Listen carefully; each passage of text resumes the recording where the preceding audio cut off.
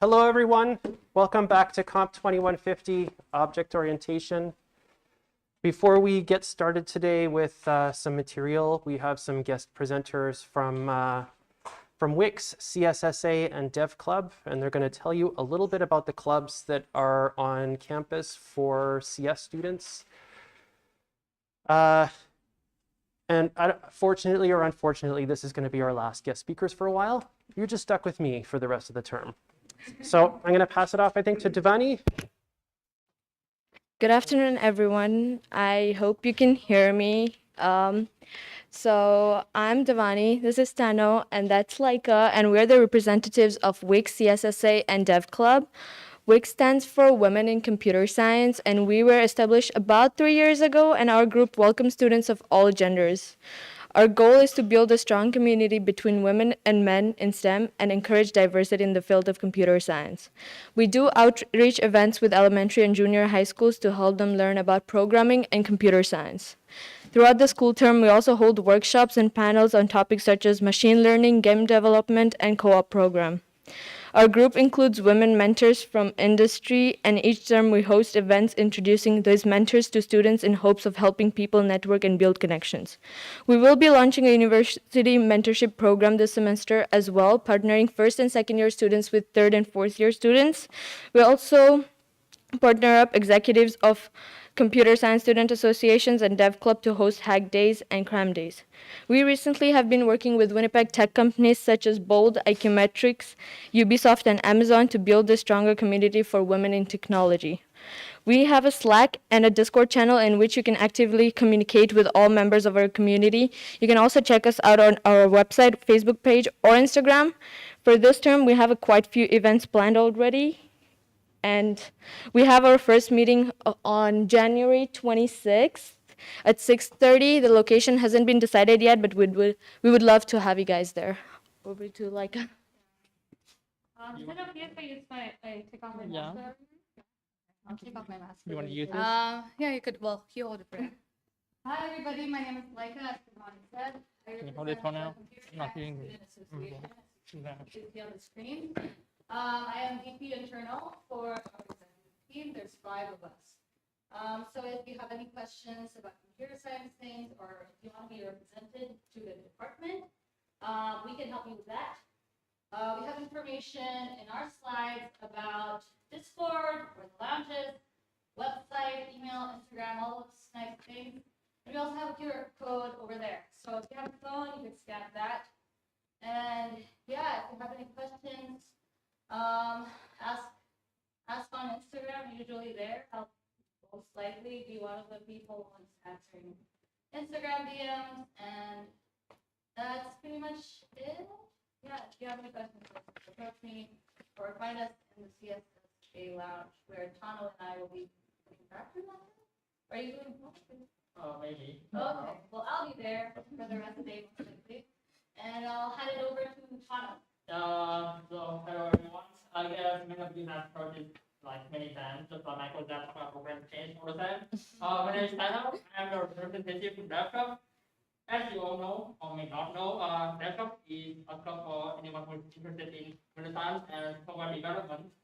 You don't need to be in computer science or any science degree to join, as long as you enjoy learning new things, making new friends, just have fun, and sometimes being drunk.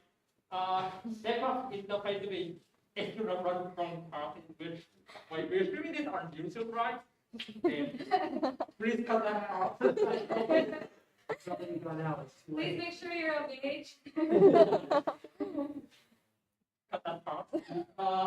Laptop hosts regular events such as workshops, picnics, and sometimes coding competition.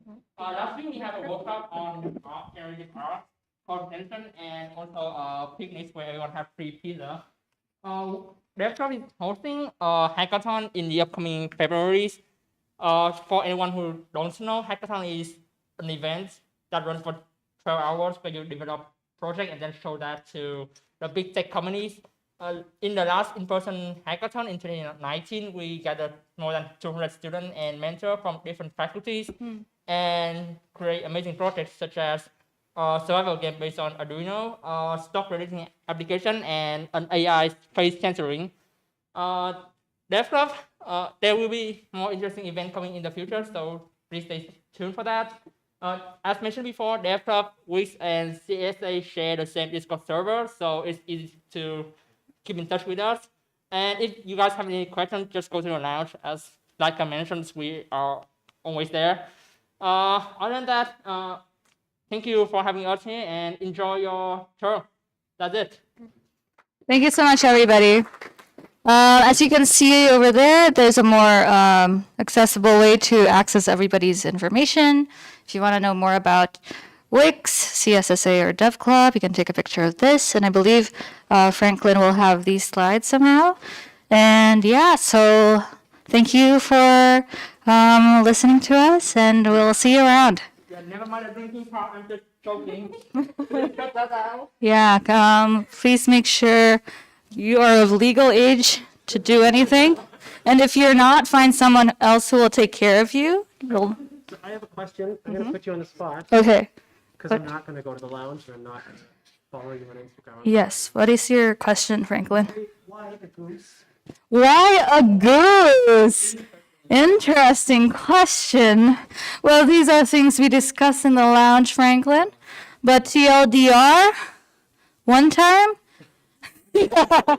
we saw a goose and on the, sorry, wait a minute. Okay, so we have a windows, right? And sometimes we see geese just like go and like go like that on the window. So that's one of the reasons that logo was designed by this guy named Mark Lysak. So yeah, if you have any more questions about that, we can find Mark Lysak for some reason, or just ask us, and we'll try to figure out why the goose logo. So yeah. These are pretty common sighting Mm-hmm. outside of our windows.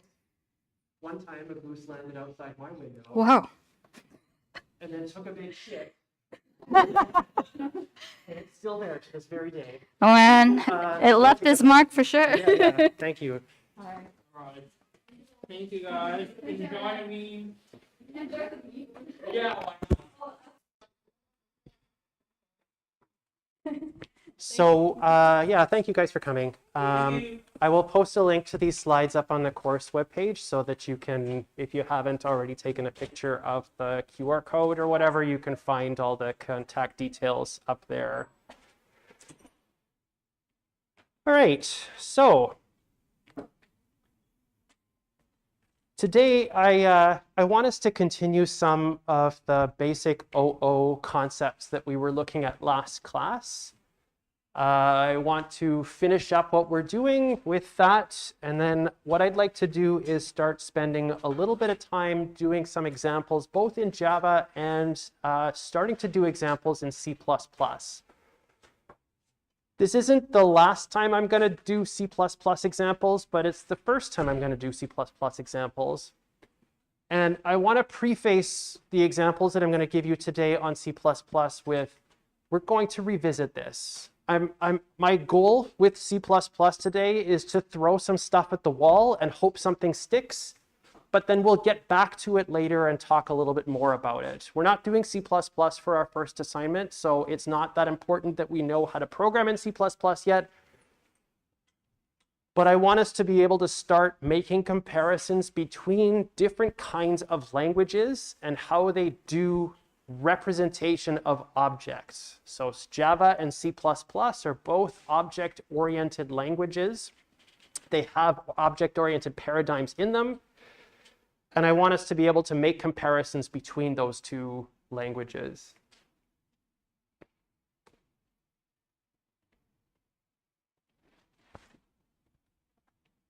I want to start by kind of going back to this. I'm going to be honest, I listened to what I said at the end of class last time, and I confused myself listening to what I was saying. So I want to apply some corrective action. That was unintentionally confusing, so I'd like to go through the process of just making sure that I'm communicating effectively to you about what I mean by messages. So what I want us to do with messages is start just defining these ideas again. So a message is something that we have that's being sent between two objects. It's information that's being sent between two objects, and the two objects have names sender and receiver. So there's two participants in this interaction. We're sending information between them, and we're formally going to call this sending messages between two objects. The receiver of the message may make changes to itself. So the receiver of the object has internal state. It has instance variables. It has internal state. It may make changes to its internal state based on receiving the message that the sender is sending. And the receiver may also send back a response to the sender. So the receiver sends a message. The sender sends a message, the receiver may make changes to its internal state, and it may send something back to say, hey, I changed my internal state, or alternatively, here's the information that you were asking for by sending me this message in the first place. In Java, this is calling methods. So whenever we are invoking a method in Java, we're sending messages between two objects. Here's that code that we were looking at last time. And I want to bring it up here, and I want to do a little bit of annotation. So this is the code that we were looking at last time that has this object you and me. We're sending some messages between them, and I've changed it just a little bit to help make sure that it's a little clearer than it was before. There's two places that I want to look at in terms of sending messages between a sender and a receiver in this example. It's all going to start right here. This is the very first place that I want us to start looking at. In this specific spot, we've got a sender and a receiver.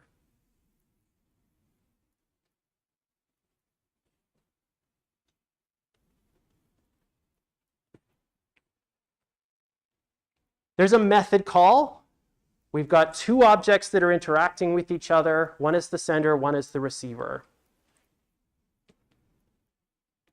The receiver in this case is me, the object that's named me. Really typically, really usually, the rule that we can apply to this is the name that's on the left side of the dot, the thing that we're calling the method on, is the receiver. The message that we're sending to this object me is the name of the method. So friend name, that's the name of the message that we're sending to the object that is me. The sender in this case is like, it's weird. Oh, it's so weird. It's weird. It's this weird case where we've got Java that has object-oriented paradigms in it, but is not a fully object-oriented environment. Main is a static method, so it's a class method.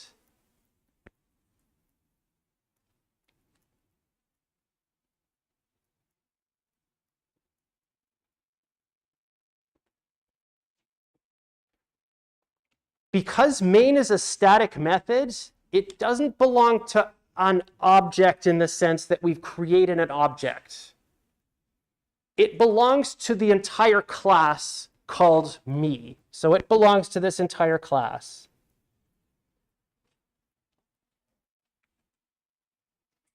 There's this idea, there's this thing that exists. And what I'm going to do is write here main question mark. It's the object that contains the static main method. That's the first place. The second place that we have a sender and a receiver is here. This is the second place.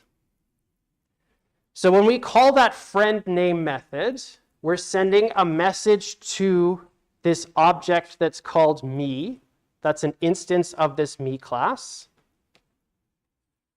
it's receiving the message, and it's doing something to its internal state. The internal state of this object right now is whatever value friend has right now. So when we invoke this method, when this method is being called, we have a value for this variable that's named friend. In this case, I'll write the same things here: sender, receiver, and message.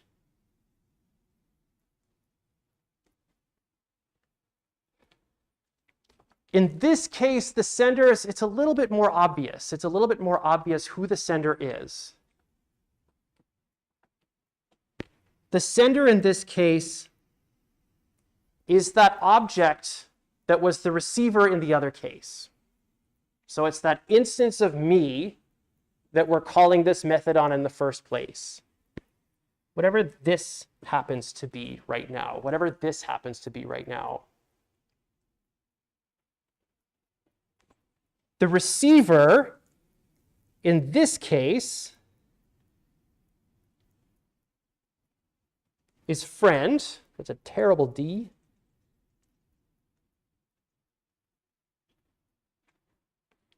And the message that's being sent is name. It's asking for the name of the friend.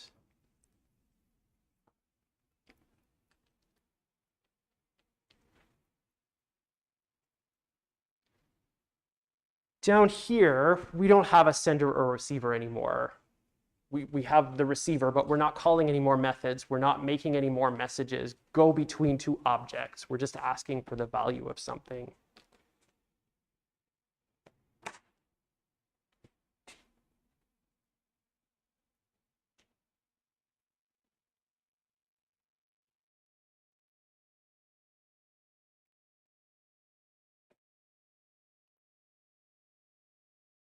Does that make sense? Is that okay? Better than last time, anyway. Good, good. I see some nods. I'd love to see thumbs up. Yeah, okay, thank you. I love thumbs up. Anytime I'm writing on this device, by the way, I will send you a copy. I won't send you. I'm not going to email you a copy of this page, but I will post these pages on the course webpage. So you're more than welcome to write it down if it helps you keep track of things, but I'll also make sure that a copy of this is made available for you so that you have access to it. Okay.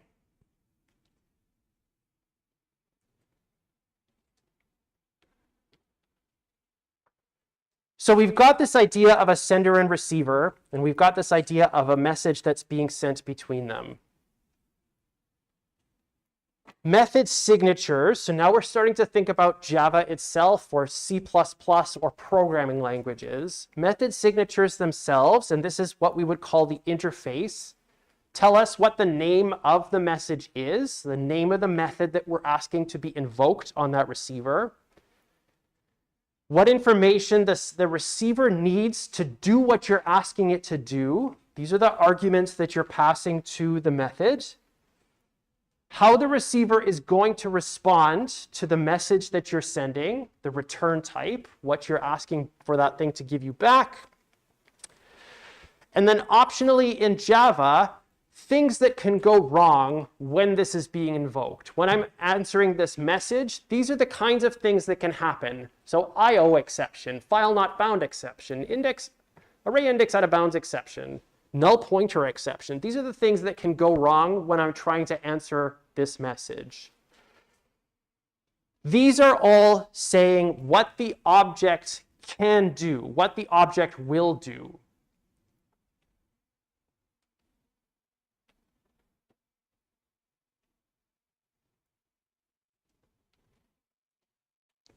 The method definition within a receiver. So I'm going to make sure I'm trying to use the right terminology here. Method signatures are a declaration of a method. The method body is the definition, the implementation of a method. The method body within a receiver should optionally do a bunch of stuff. It may not do anything. You could have an empty message, an empty method that doesn't do anything as part of your implementation of a method, but the things that it can optionally do are change the data within its own class instance. So it can make changes to itself. It can change the state of itself based on the message that's being sent to it. It can optionally delegate to other objects. So this message that we were passing back and forth between you and me here, me.friendName here, this message is being passed to this object, me, an instance of this object, me, and we're now delegating. We're calling another method on another object between those two things. So we're passing off responsibility to something else to get more information from something else. Optionally decide what to send back to the caller, to the sender, if anything. So it may not send anything back to the sender at all. These are instructions. These are telling you how the method is going to do, how the object is going to do what it does. So interface is what it can do. Method definitions are what it will do. Okay, so I'm going to stop there for a second. I'm going to hold for questions, just in case there's anything that I'm missing, that I'm still not saying the way that I wanted to say, or at least you're not hearing it the way you want to hear it.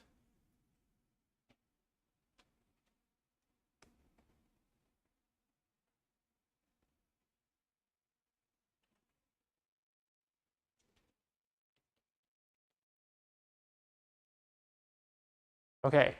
Okay. Do you have a question?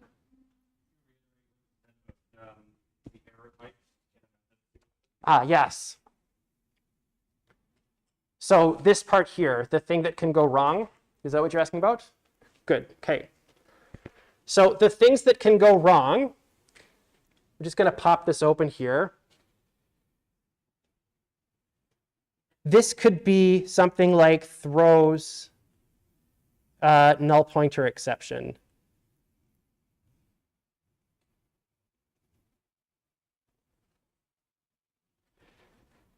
When I'm servicing this name message, so when this object u is servicing this name message, there might be a null pointer exception. So when you are calling this, you're passing this message to me, when you're calling that method, you have to handle that because this might go wrong. I'm not going to guarantee that it will go wrong, but it can happen. You should have seen this kind of thing when you're dealing with file input and output in Comp 1020. Yeah.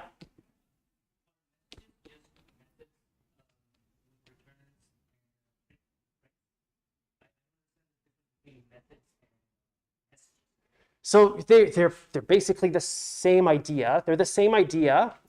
A method is the programming way of thinking about it. A message is the abstract OO way of describing that.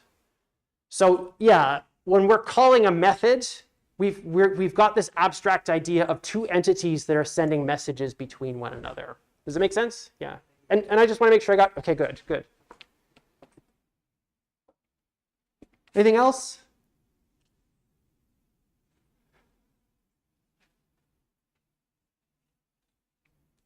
Okay, great, excellent. Okay.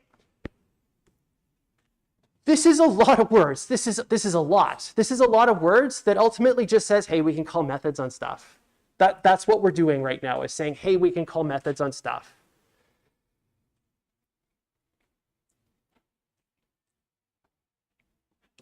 I want to switch topics now. So we've got this idea of objects that can send messages to each other. It's the receiver's job to decide what to do.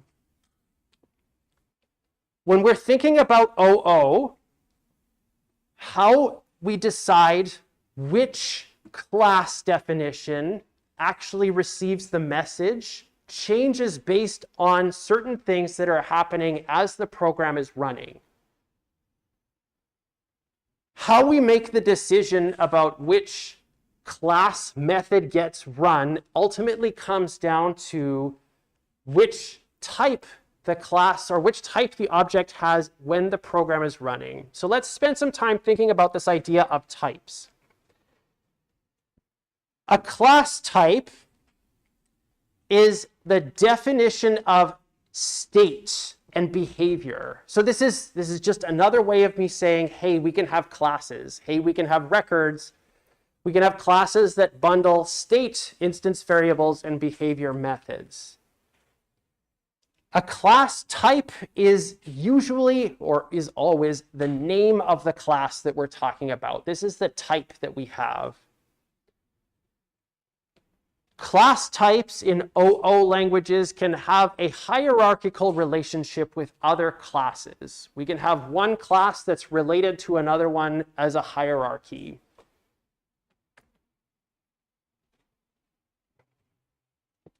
This hierarchy is allowing us to have a relationship between classes that is giving us the ability to take something that we have in this one class and inherit things from it. So inheritance here is kind of related to that literal genetic inheritance. You have a parent, a person, and they have children. A child can inherit things from their parents. They can inherit traits. They can inherit things like appearance. They can inherit things like behavior.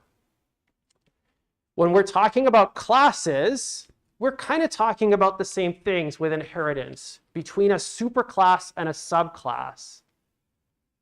A subclass, the child in this relationship, can inherit state, so it can take state instance variables from a superclass, and it can inherit behavior from a superclass. So all the methods that are declared as public or protected in a superclass can be inherited into the child class.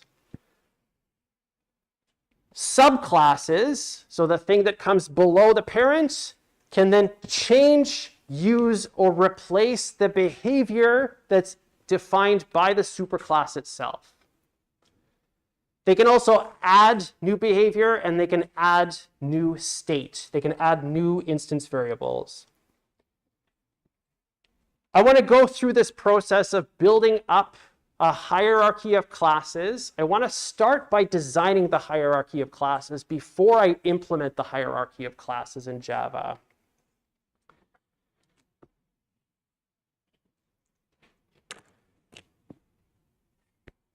Okay, so I am using this tool that's called Mermaid to build diagrams, because while my writing sort of looks okay here, it's really bad. It's just because we're zoomed in a bunch, so it looks like it's reasonable. So I'd rather use a tool that can generate diagrams for me that look really nice, rather than me trying to hand draw these things on paper. I am not expecting you to use this tool. I'm not expecting you to be able to use this tool as part of this course. I just want to show it because I think it's cool and because it makes nice diagrams.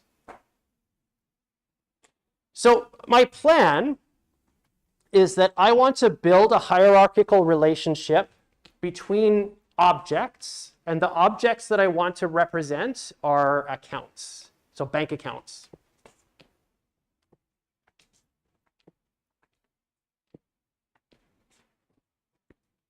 The very first thing I need to do with this tool is I need to start defining the class names. So the class name that I'm going to have at the top of this is going to be called a bank account. This is going to be my superclass. This is the main concept that's going to have some state that other classes will be able to inherit that state from.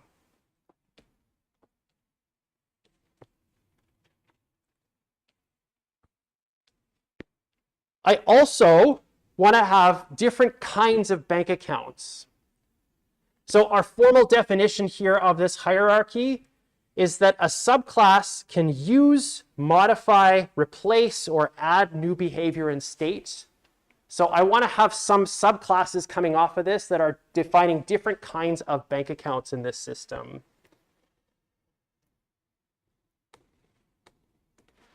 the very first thing that I wanted to define is the kinds of properties, the kinds of states that all bank accounts will have in the system.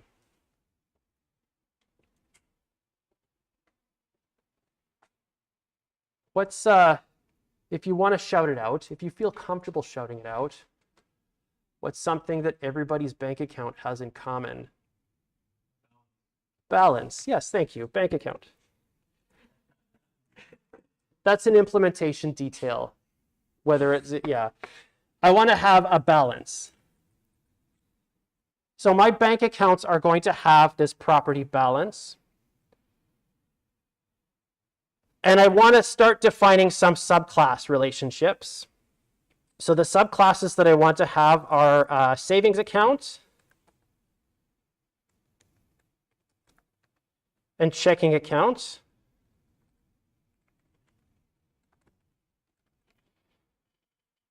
And I have to define the relationship between those. So bank account here needs to be related to a savings account. So what this diagram is showing right now is that we have a superclass that is called bank account. That superclass has a single property. It has one single state value right now, one instance variable that's called balance. And we have another account that's related to it. It's a subclass. And that subclass is called savings account. This is so much better than me just drawing it out by hand. I guarantee you wouldn't be able to read what I was writing. Bank account also has another hierarchical descendant called checking account. Okay, so we've got bank account. This is the main thing that we have in our hierarchy. A bank account can have a balance. We'll call this an integer for now. A savings account, in theory, I don't know if this is true in practice anymore. I can guarantee it's not true in practice anymore. Savings accounts are terrible. They're really bad. This is unrelatable. It's completely unrelatable. I'm already thinking about like, oh, how much money should I be putting into like retirement savings? And yeah, okay, so savings accounts are supposed to have interest rates. They're supposed to have interest rates. I'm going to define an extension of this class. A bank account has a balance. A savings account should have interest rate of some kind. So I'm going to say this is float interest rate. Okay, so I've got this extra property. There's some additional state on this subclass type. I'd also like to add some methods to these classes. So I'm going to say here bank account, all accounts, you should be able to make a deposit. You should be able to add funds to your account. Deposit, and it's going to take one argument, which is an integer.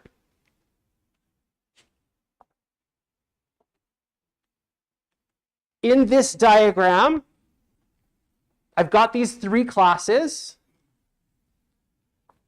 I've got bank account now, which has some state. It's got a balance, and it has some behavior. There's a deposit method. The deposit method is going to make changes to the balance, to the state. Both the checking account and the savings account inherit the state and behavior that's defined by the superclass.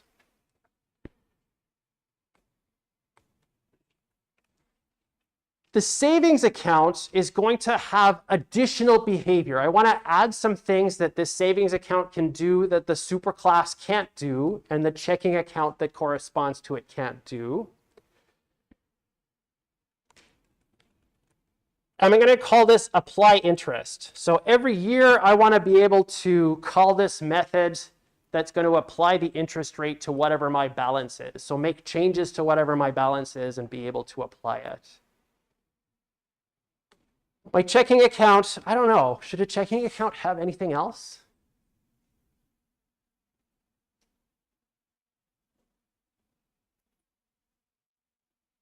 Do checking accounts have anything else? Yeah.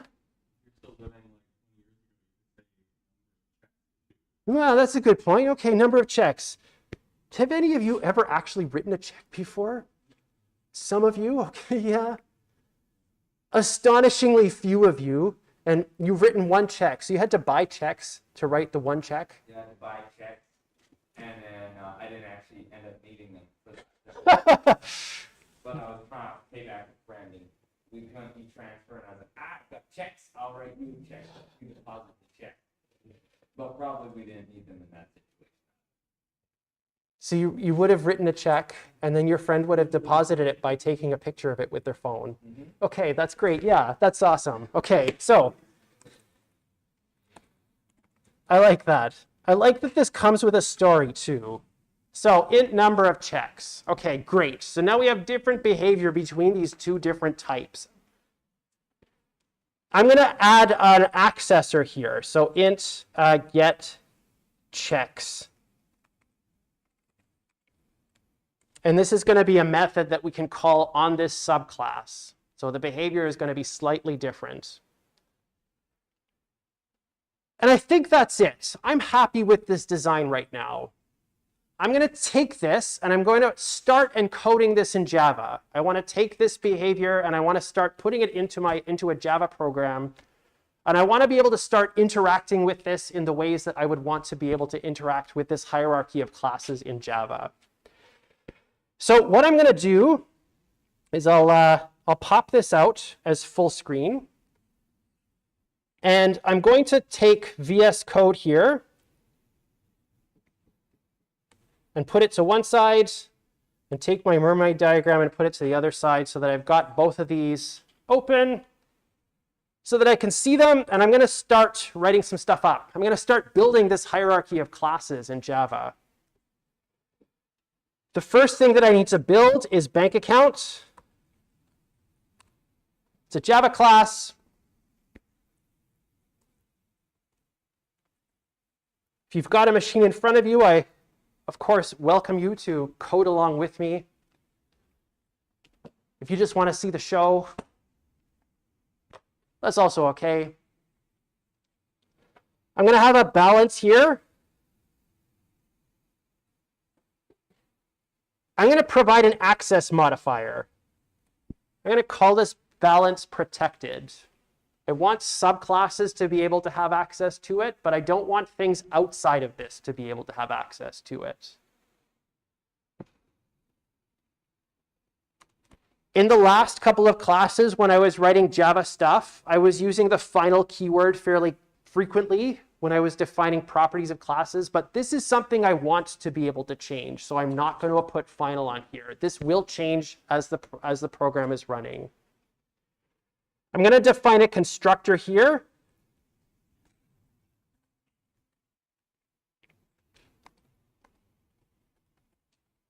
I'm going to call this initial balance. And I'm going to set this dot balance is equal to initial balance. I'm going to say void deposit, so public void deposit int amount. Notice that we don't have a withdraw method. Let's just leave it like that. We'll imagine that we have a bank account that just keeps on getting bigger and bigger and bigger. This dot balance plus equals amount. I'm going to add this amount to my balance. This is great. I have a bank account that has a balance. I want to add the other classes to my hierarchy here, so I'm going to start doing that.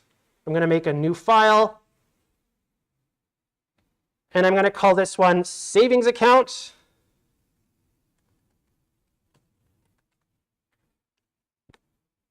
Put this down here. And I'm going to extend bank account. So this is an extension.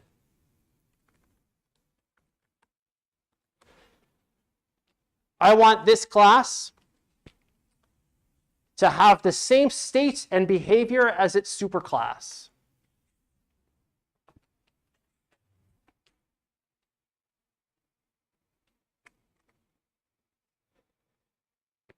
This is telling us right now that we never defined a default constructor for that superclass, so we have to define the same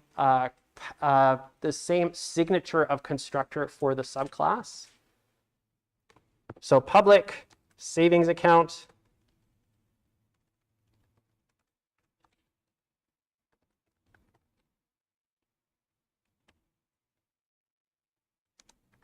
and I can call my super constructor. So I can pass this information to the constructor that's in my superclass using the super keyword.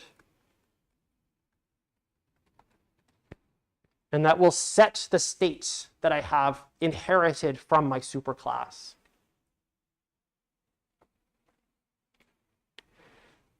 I want to have an additional property here, so float interest rate. I'm going to make this one private. Nobody wants access to that. Externally, I'm going to change my constructor slightly here.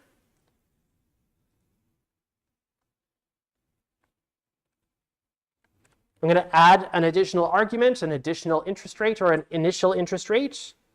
And I'm going to say this dot interest rate is equal to initial interest rate.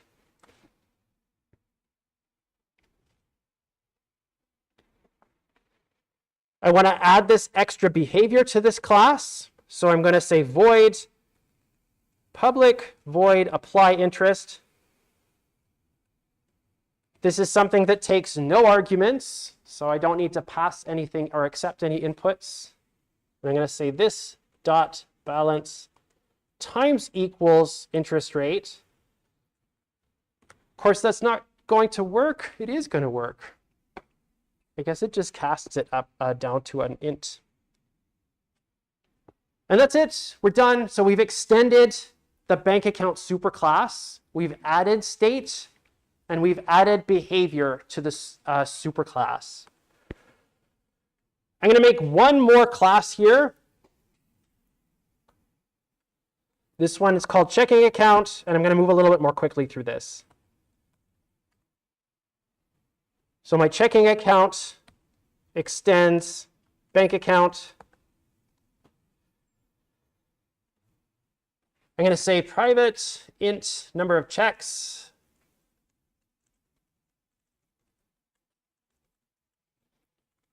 Public checking account.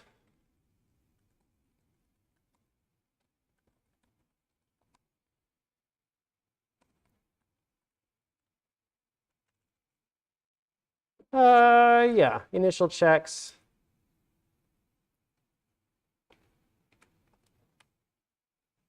Super initial balance. Whoops. This dot number of checks is equal to initial number of checks. And then int get checks. This is just going to be an accessor.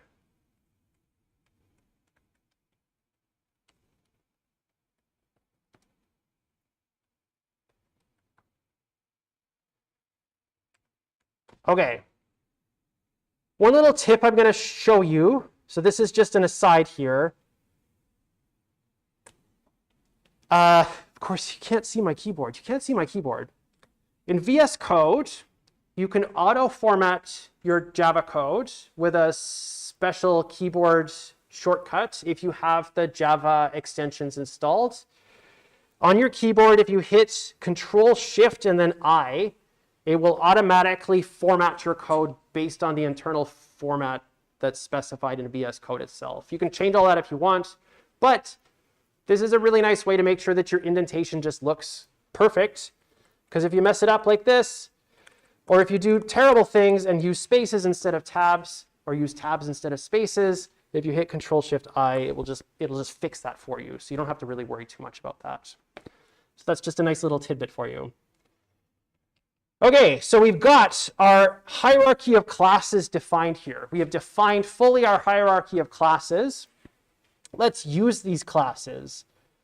So I've got this file, public class main, that's just going to have a main method for me to be able to make instances of these classes and be able to do things with them. All right, so what I want to do is I want to make a new bank account.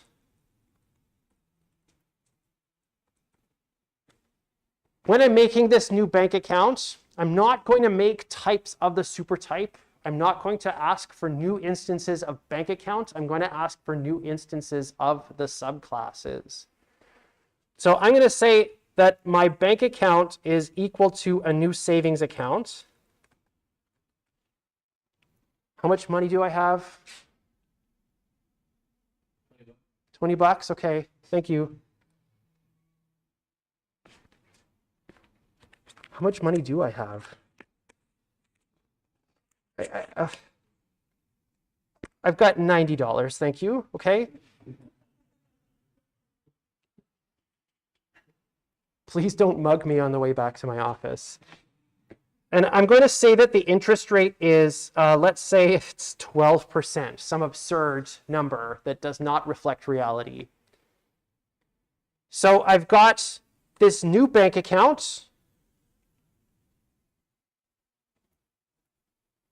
Undefined. Oh, I see. I made a mistake. I'm going to actually change this slightly.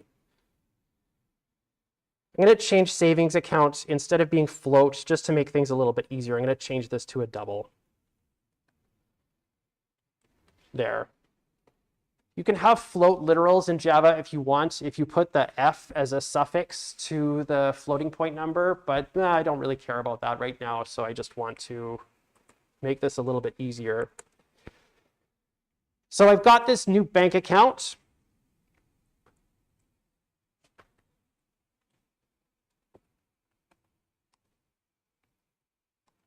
I'm going to give you a checking account. What's your initial balance? How much? 2,000. Okay, that's very generous.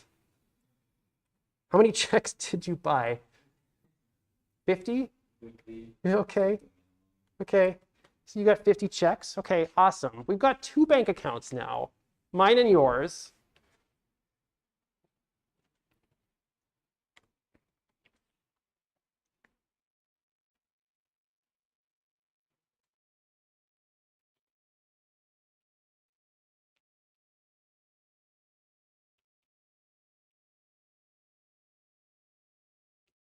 I'm going to add one more method to each of these.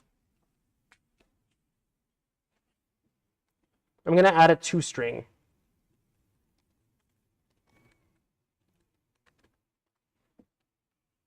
And I'm going to say for a savings account, string.format, my balance is %d, number of checks is %d.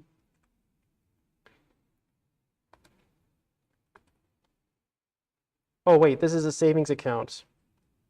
So it's not number of checks, but interest rate. And this is F. Okay, so I've got that one. I'm going to go back to checking account, and I'm going to do something similar.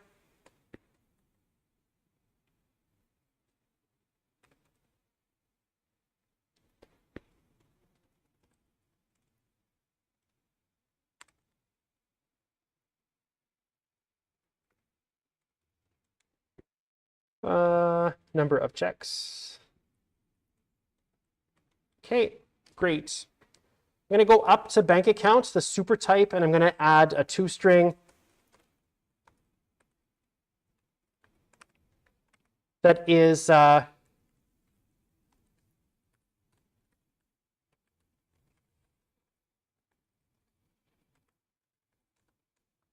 something like this. So we should easily be able to see the differences between each of those toString methods being called. I'm going to add even more here. Bank account, savings account, and checking account.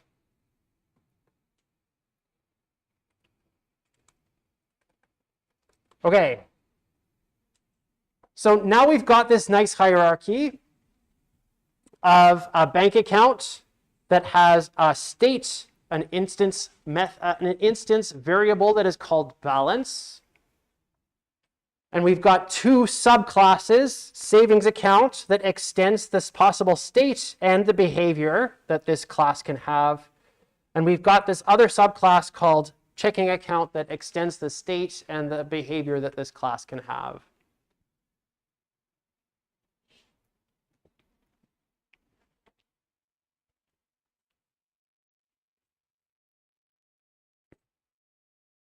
I want to now start interacting with my bank accounts.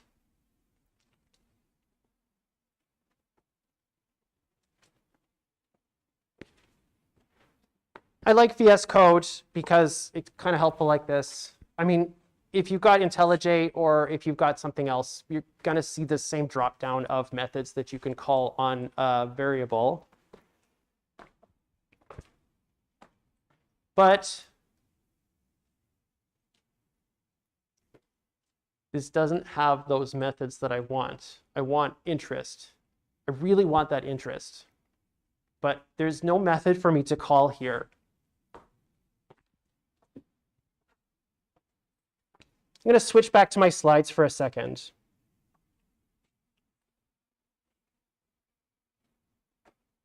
I will make sure that you have access to this as well on the course webpage.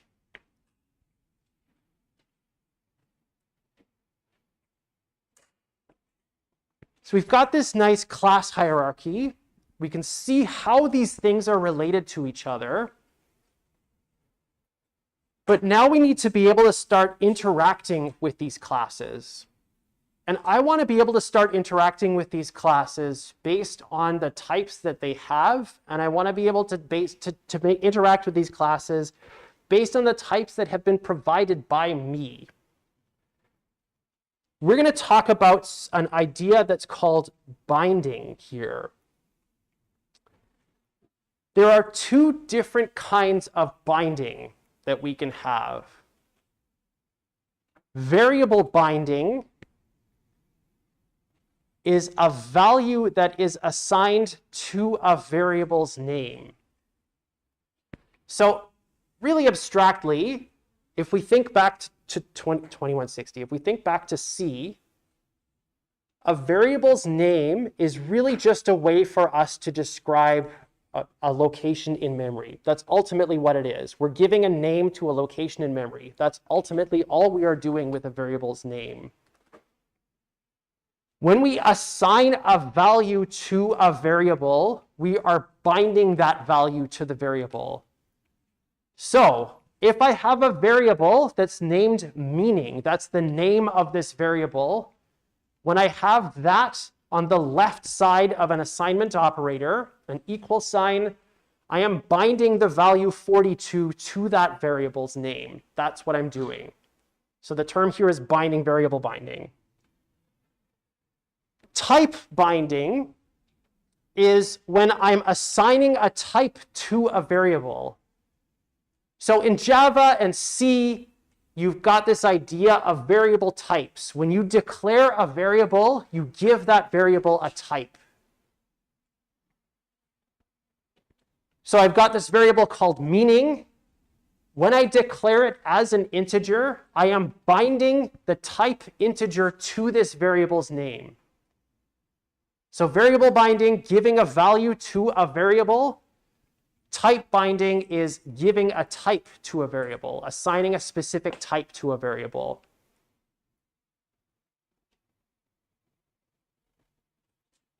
There's two kinds of binding. There's two places that we're going to be thinking about binding happening. And there's two ways that binding can happen. Dynamic binding is binding that happens at runtime. So as our program is running, the actual type that something has can change at runtime. The actual value that something has can change at runtime. Static binding is binding that's happening at compile time.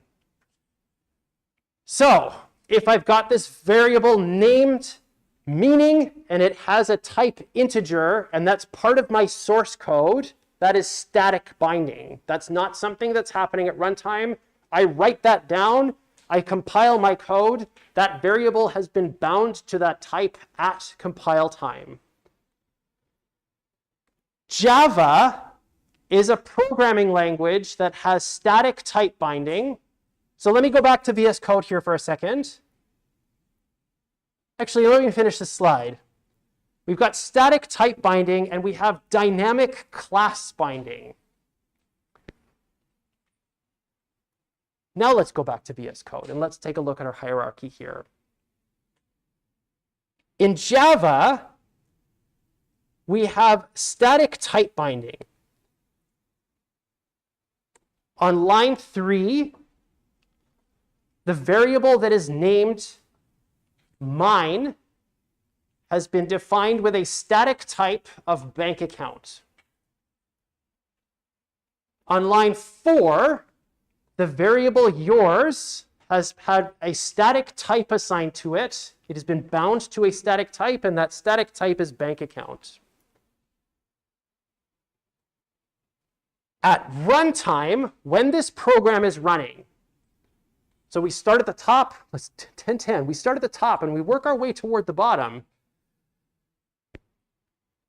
Java has dynamic class binding because on line 3, we have statically bound the type bank account to mine, but when line 3 finishes executing, the class type is different. The actual instance that this object has is, the actual class that this instance has is different than what was statically bound to the class type, to the variable type. On line 4, we have a variable that's been defined with a static type of bank account, but when this line of code executes, the actual value that yours has changes. It's going to be of type checking account. So we have dynamic class binding.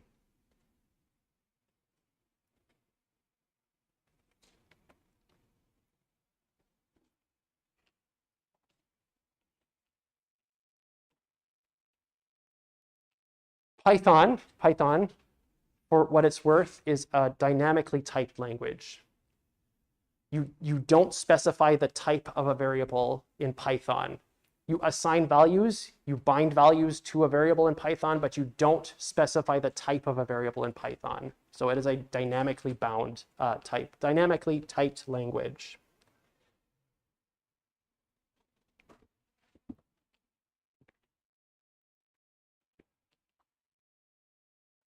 This idea of static types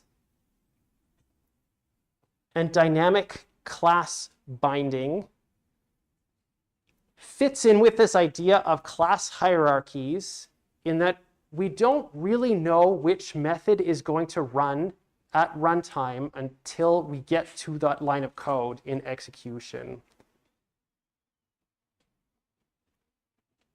When we've got messages that are being sent between a sender and a receiver, we have to go through the process of figuring out which class has the method definition that we're actually going to run.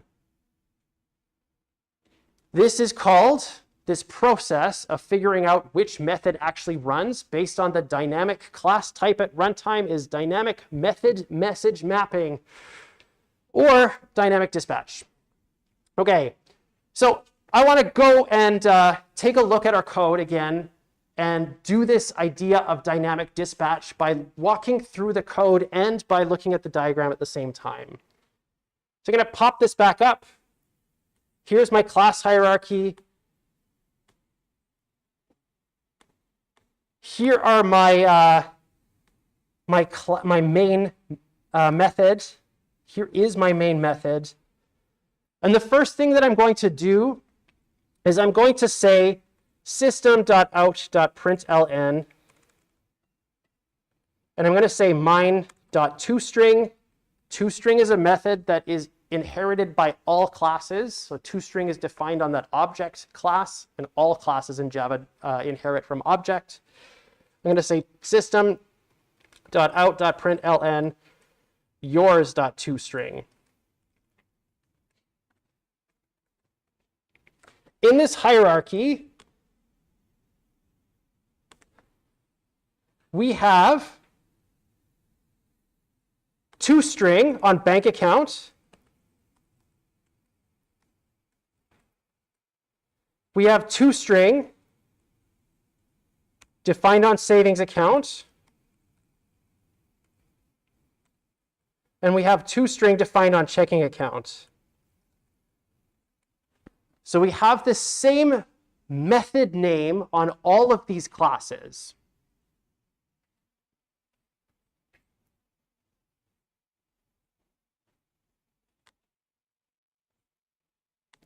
When I call mine, our job here is to try and figure out which method is actually being invoked based on the class that this variable has at runtime. When I run this,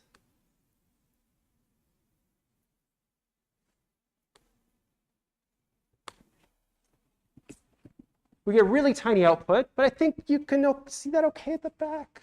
Yeah, okay. The method that's run in the first line, so this is on line 6, it says savings account, the balance is 90, the interest is 0.12. On line 7 here, when we run the same thing, so we're calling the toString method on this object that is yours. At runtime, the method that gets invoked is called, it's the one that prints out checking account. So what's happening here is that at runtime, we're doing this dynamic dispatch. So on line 6, we've got system.out.println mine.toString.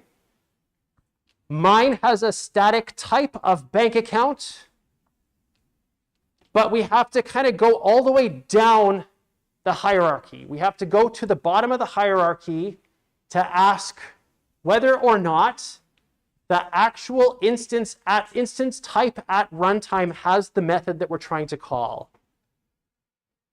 In this case, on toString, it does have that method. So the method toString is invoked on the bottom class of that hierarchy. So checking account has its toString invoked. On line 7, when we do the same thing, this type yours, this variable yours, has been bound statically to the type bank account. But when we call toString, we're doing dynamic dispatch, dynamic message to method mapping. We're going to the bottom of the hierarchy that we've got, which is a checking account, and it has this method toString, and so we invoke that method. If I want to say something like mine.deposit, who's willing to give me 20 bucks?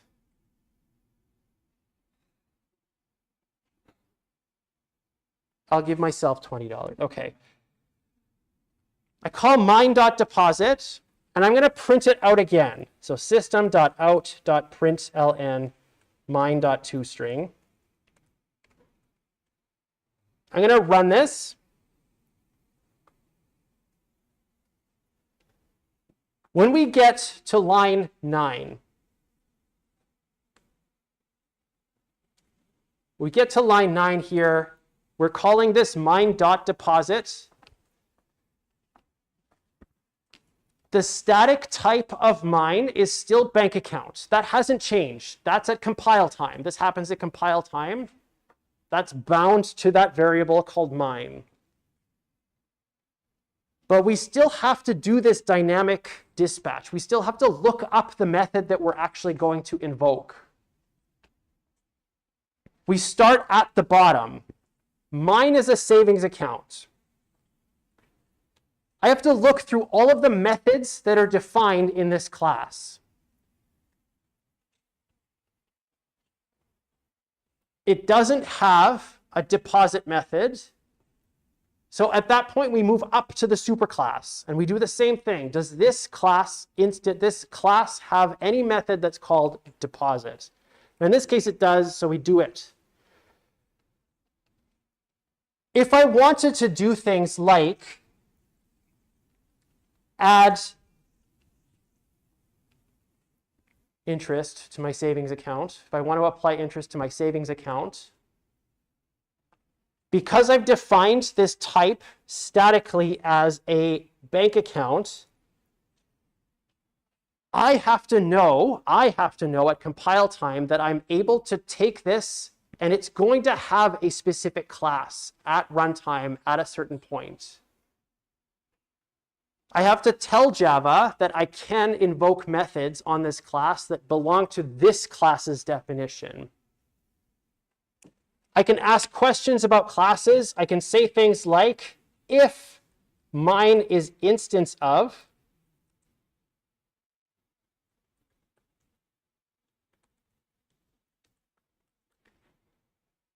so what we've got here on line 13 is now a question. At runtime, does this class dynamically have a type of savings account? If it does, I can say savings account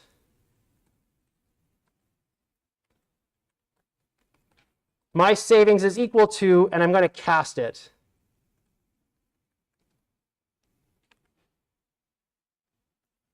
I can take this statically defined type. So on line 3, we're doing this static type definition, static type binding of bank account. On line 13, we're asking dynamically at runtime, what is this class? Is it of this type? And if it is on line 15, now we're down casting it. We're going to say that this class at runtime, this object at runtime has this class. It's okay. I want to be able to invoke methods on it. So I can say things like mySavings.applyInterest now. Now I can make those calls. This whole dynamic dispatch is still happening. Yeah, we still downcast it, but our hierarchy might be deeper than 2 levels. So it's possible for us to have a different class at runtime, dynamic class binding. So we still have to go through this whole process of dynamic dispatch to be able to call the method, to do the dynamic message to method mapping. All right. So I'm going to stop with this example here. Are there any questions about this so far? Yeah. Yes. Sorry, I'm going to make this whole window bigger. There we go. Yeah.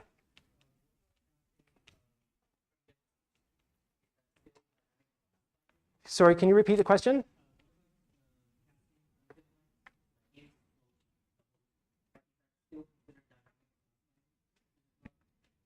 So the question is, what about casting primitive types? So I'm going to type this out just to make sure that I am answering the question that you're asking. So if I have int meaning is equal to 42, I'm going to say double. If I have double meaning is equal to 42 and int something less is equal to int meaning, is that what you mean? Yeah. So is this dynamic type binding? Is this class binding? Is this changing classes? In this case, no. This is that weird Java is not a purely object-oriented language. Java has object-oriented paradigms built into it, but it has, primitive types that are not objects. There are objects in Java that represent primitive types. There's the integer class. There's the double class. But these lead a double life.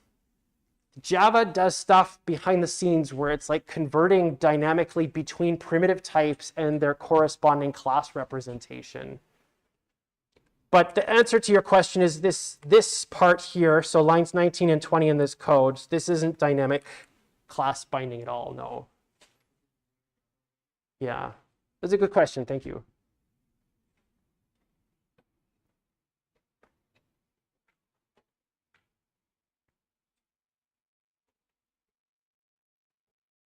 Okay, okay, all right. So I'm going to put this up on the course webpage for you to have access to. Where are we? We're just about out of time here.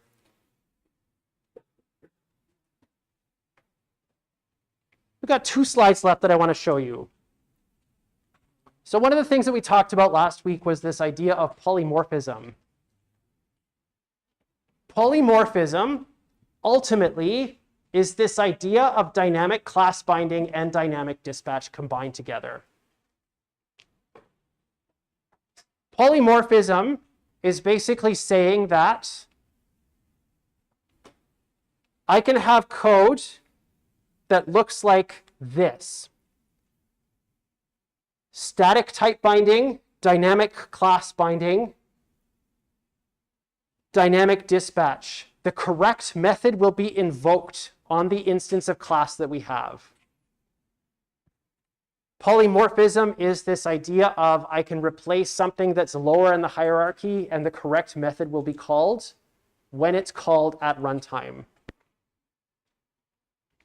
This idea of object-oriented programming is the combination of encapsulation. I can hide details about my class using access modifiers. I have inheritance. I can have class hierarchies that are related to each other, and I can have polymorphism. And all of those things combined is what object-oriented programming is.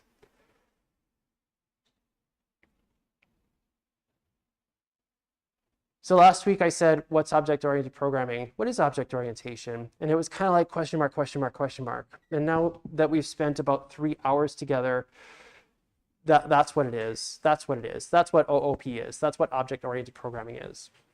The combination of all of those things. So what you should be able to do at this point is communicate some basic object-oriented concepts, object orientation concepts using the appropriate terminology. You should be able to use the kinds of terminology that I'm using to communicate ideas. You should also be able to, and this is continuing from 1010, this is continuing from 1020, this is continuing from 2140. You should be able to do some basic OO stuff in Java at this point. You should also be able to decide how object-oriented code will run at runtime based on polymorphism and based on runtime behavior as defined in the hierarchy structure with dynamic typing, dynamic class binding, and static type binding. And this part we will get to on Thursday. So just before you run off, we're going to be posting the first assignment tomorrow. It will be available tomorrow morning. I will be discussing it in class on Thursday. So I'll make sure that there's time to have questions and I'll kind of go through the whole thing. It would be great if you do have questions. I'm more than happy to answer them in class. If you just take a look at it sometime tomorrow to give yourself an idea of what it looks like, I will go through it and then I'll give you a chance to ask any questions. That's it. Thanks for coming out and I'll see you on Thursday. Yeah. Is there like a difference between class and class type? A class, the word class is usually just describing the idea of this like file that just has the instance variables and the behavior attached together. The class type is like, this is the name that we're giving to all of those things put together. So they're very much related to each other, but one of them is just the name really that we're giving. So class type is like the bundle of class. The name that we're giving to that. The name that we're giving to the class. To the bundle of states, instance variables, and the behavior that they can have, yeah. Okay, just give me 1 second.